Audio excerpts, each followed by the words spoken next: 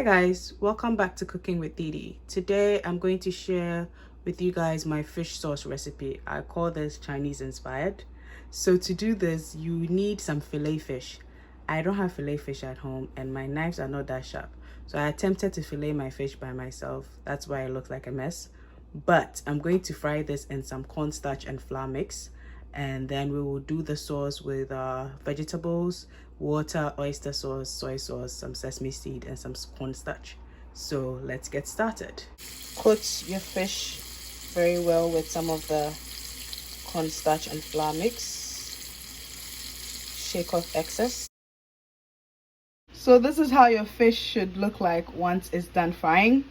Again, this recipe calls for fillet fish, and like I said, my fish, I try to fillet it myself. That is why it looks like this, but it's going to work just fine. So to get started on our sauce, you add a tablespoon or two of oil into your saucepan.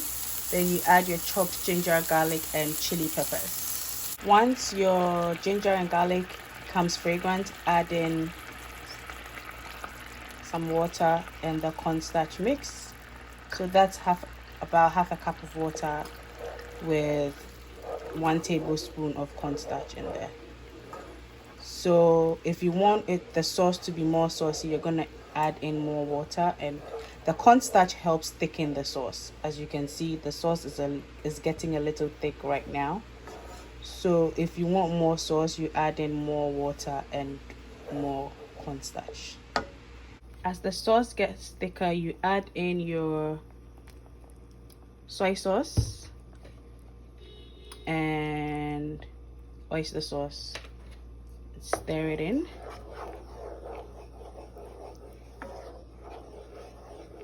And let that simmer for about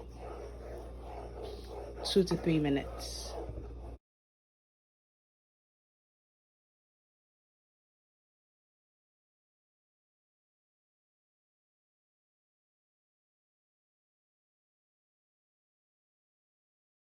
Before you add in your fish, make sure that you taste for salt. The reason why I'm saying that is because the oyster sauce can be salty.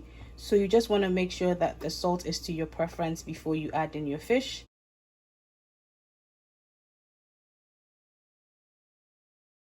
So after adding in your fish, make sure that you stir it in and make sure that the sauce coats each fish. As you can see, my sauce is not a lot because I didn't want a lot of sauce today.